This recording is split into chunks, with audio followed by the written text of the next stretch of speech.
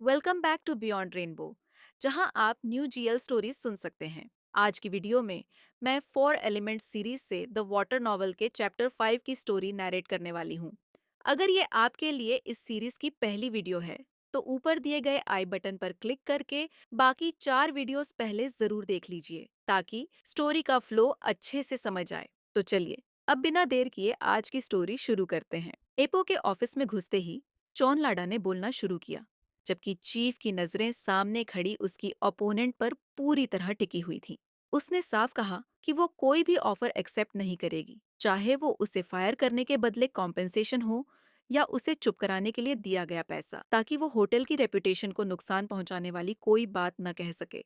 उसने ये भी जोड़ा कि अगर एपो ने ऐसा कुछ ट्राई किया तो वो उसके अगेंस्ट लीगल एक्शन लेगी। एपो ने बिना अपने एक्सप्रेशन चेंज करते हुए कहा, जैसा उसे ठीक लगे।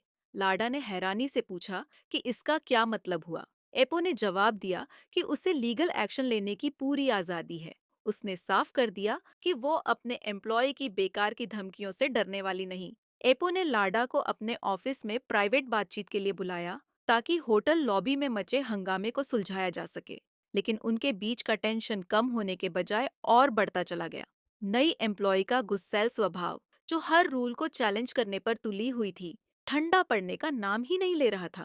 लाडा ने दोबारा कहा कि वो सिर्फ धमकी नहीं दे रही है। अगर उसने कहा है कि वो उसे सू करेगी, तो वो सच में करेगी। एपो ने जवाब दिया कि चाहे वो धमकी हो या सच, उसे कोई फर्क नहीं पड़ता। लेकिन उसने ये साफ कर दिया कि वटित ग्रुप कॉन्ट्रैक्ट वायोलेशन के लिए उसके खिलाफ जरूर लीगल एक्शन लेगा। ये सुनते ही चौनलाड़ा हैरानी से चिल्ला उठी। उसे बिल्कुल उम्मीद नहीं थी कि कंपनी उसके खिलाफ कदम उठाने को तैयार होगी। इससे पहले कि वो कुछ जवाब दे पाती, ऑफिस के दरवाजे पर हुई नॉक ने उनकी बातचीत रोक दी। प्रिम अंदर आई और चीफ को ह्यूमन रिसोर्सेज डिपार्टमेंट से मिले डॉक्यूमेंट्स दिए। एपो ने पेपर्स ले लिए और कहा कि बाकी वो खुद संभाल लेगी। फिर उसने प्रिम को जाने का इशारा किया। प्रिम के बाहर जाते ही दोनों फिर से अकेली रह गई। एपो का ध्यान उन डॉक्यूमेंट्स पर गया, जिनसे कंफर्म हो गया था कि चौन लाडा को हाल ही में हायर किया गया था। लाडा ने पूछा कि वो उसके रिकॉर्ड्स और कॉन्ट्रैक्ट क्यों लाई है। ये एक प्राइवेसी वायोलेशन है। एपो ने शांत आवाज में पूछा कि जब उसे हायर किया गया था, क्या तब उसने कॉन्ट्रैक्ट के टर्म्स पढ़े थे। एपो ने डॉक्यूमेंट के आखिर में लिखी क्लॉज की तरफ इशारा किया और कहा कि अगर कोई एम्प्लॉय वटित टीम के रूल्स या रेगुलेशंस वायलेट करता है, तो उसकी एम्प्लॉयमेंट तुरंत टर्मिनेट की जा सकती है। इसके अलावा, अगर कंपनी को किसी भी तरह का नुकसान होता है, चाहे मटेरियल हो या रेप्यूटेशन से जुड़ा, तो रिस्पॉन्सिबल इंसान के खिलाफ लीगल एक्शन लिया जा सकता है। उसने कॉन्ट्रैक्ट को लाडा की तरफ सरका दिया। लाडा सीरियस हो गई। अब उसे सिचुएशन की गंभीरता समझ आने लगी थी। साफ था कि उसने साइन करने से पहले डॉक्यूमेंट ठीक से पढ़ा ही नहीं था। खुद को बचाने की कोशिश में उसने कहा कि जब उसने साइन किया था, तब उसने ये क्लॉज नहीं देखा था। शायद इसे बाद में ऐड किया गया हो। एपो ने उसे टॉन्ट करते हुए पूछा, क्या उसने साइन करने से पहले ठीक से पढ़ा भी था, या फिर वो सिर्फ 8 लाइंस तक ही पढ़ सकती है। ये बात लाडा को बहुत बुरी लगी। पहले उसे सुपरफिशियल कहा गया और अब उसकी समझ पर सवाल उठाया जा रहा था। अगर वो इतनी इनकेपेबल होती, तो न अच्छे ग्रेड्स के साथ ग्रेजुएट होती और न ही बिना प्रायर एक्सपीरियंस के इतने बड़े होटल में हायर की जाती। एपो ने आगे साफ कहा कि इसका मतलब ये है कि कॉन्ट्रैक्ट वायोलेट करने पर उसे वटित ग्रुप की तरफ से कोई कॉम्पेंसेशन नहीं मिलेगा। लाडा ने जवाब दिया कि उसे कोई कॉम्पेंसेशन नहीं चाहिए, वो लालची नहीं है। एपो ने कहा कि अगर उसे सिचुएशन समझ आ गई है, तो वो उसे 2 ऑप्शंस देती है, या तो वो वॉलंटियरली रिजाइन करे या फिर उसे ऑफिशियली डिसमिस किया जाएगा। उसने कहा कि फैसला कर लेने के बाद मिस वाडी को इन्फॉर्म कर देना।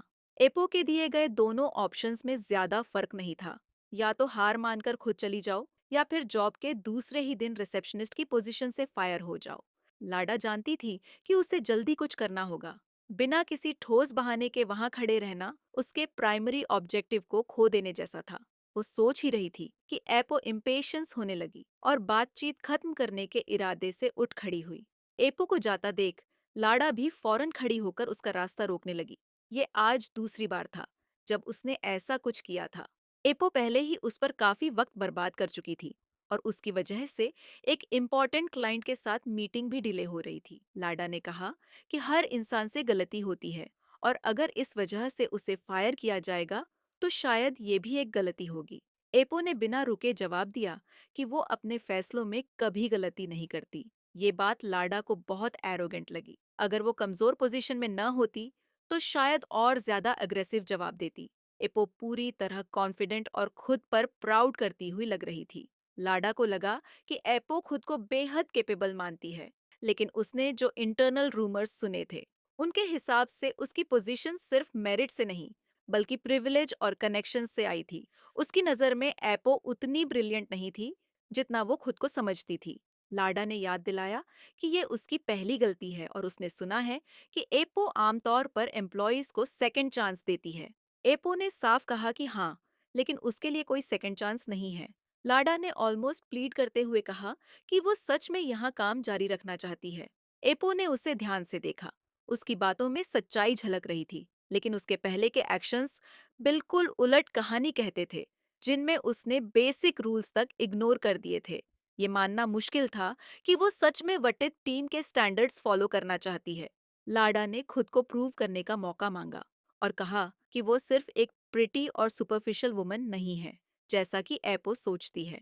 उसने ये भी कहा कि अगर उसने फिर से होटल का कोई भी रूल तोड़ा तो वो तुरंत चली जाएगी। एपो ने थोड़ी देर रुककर कहा, ठीक है, तुम्हें एक और चांस दे के देखते हैं।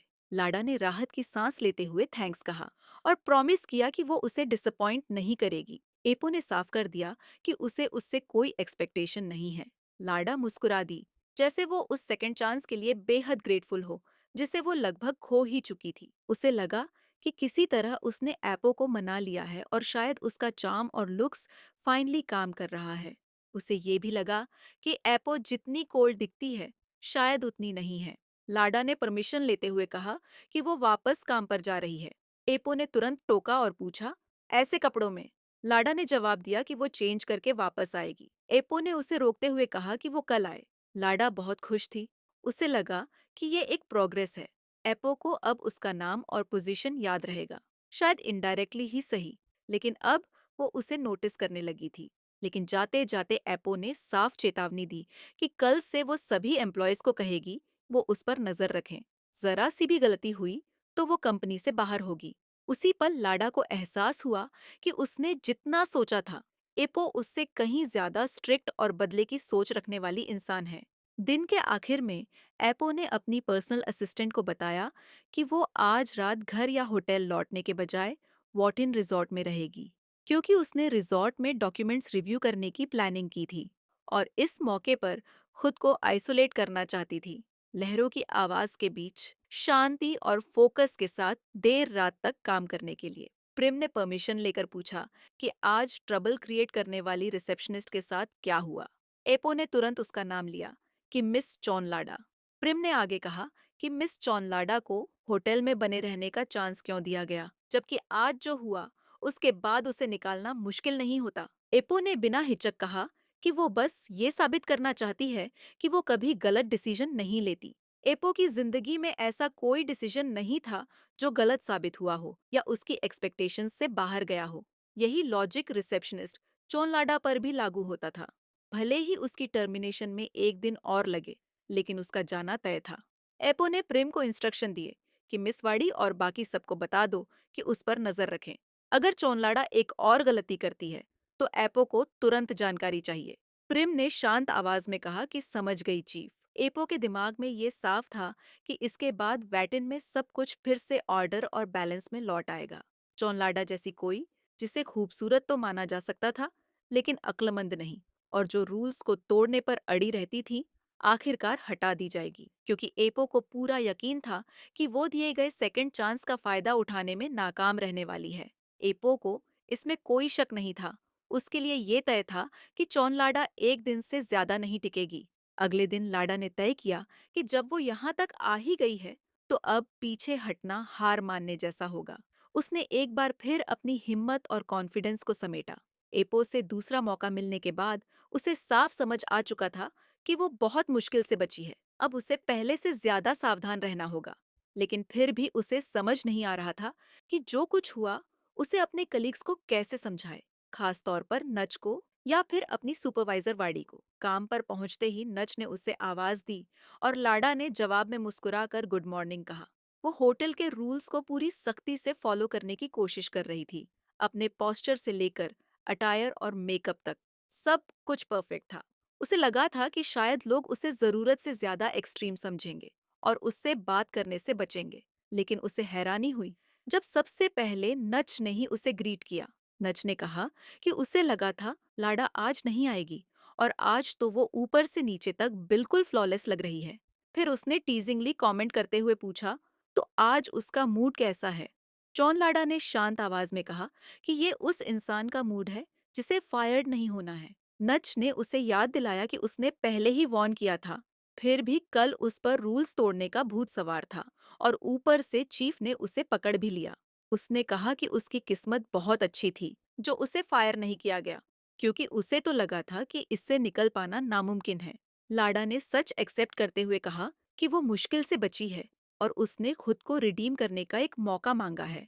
तभी पीछे से एक सख्त आवाज आई, ये कहते हुए कि ये वर्क प्लेस है, गॉसिप कॉर्नर नहीं, और अगर बात ही करनी है तो रिजाइन करके घर क्यों नहीं चले जाते। लाडा ने तुरंत पहचान लिया कि ये रिसेप्शनिस्ट हेड वाडी की आवाज है और उसने रिस्पेक्ट के साथ ट्रेडिशनल तरीके से हाथ जोड़कर गुड मॉर्निंग कहा। वाडी के टोन और उसकी तीखी नजर से साफ था कि निशाना चौन लाडा ही थी और नच तो बस यूं ही उस ताने की चपेट में आ गई थी। किसी और प्रॉब्लम से बचने के लिए नच जल्दी से अपने काम पर लौट गई और लाडा को वाडी के साथ अकेला छोड़ दिया। उस सुबह वाडी के मन में लाडा के लिए साफ तौर पर कुछ न कुछ चल रहा था। वाडी ने चोन लाडा को अपने साथ चलने को कहा। लाडा ने हिचकिचाते हुए कहा कि काम शुरू होने का टाइम हो गया है और उसे नच की हेल्प करनी है। वाडी ने ठंडी आवाज में जवाब दिया कि उसे उसकी चिंता करने की जरूरत नहीं, क्योंकि उसके लिए एक और टास्क इंतजार कर रहा है।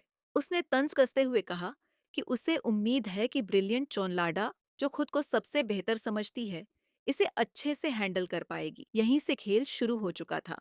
एपो की रिवेंज से भरी टेस्ट पूरी तरह से चल रही थी और वाडी उस मिशन को लीड कर रही थी। आसपास मौजूद बाकी होटल एम्प्लॉयज की नजरें बहुत कुछ कह रही थीं। साफ था कि चौन लाडा अब एक वेलकमिंग न्यूकमर नहीं थी, बल्कि नेगेटिव कमेंट्स का सेंटर बन चुकी थी। लेकिन इस सब में गलती सिर्फ उसी की थी, उसके केयरलेस चॉइसेस की, जिनकी वजह से ये सारी प्रॉब्लम्स खड़ी हुई थी। इसलिए वाडी के मुंह से निकला ब्रिलियंट शब्द उसे कॉम्प्लीमेंट नहीं, बल्कि एक और चेतावनी जैसा लगा। ये वीडियो यहीं खत्म होता है। मिलते हैं अगले वीडियो में। लाइक, सब्सक्राइब और कमेंट करना न भूलें। तब तक के लिए मस्त रहें, व्यस्त रहें और हमेशा चैनल पर बने रहें। Lots of love. बाय।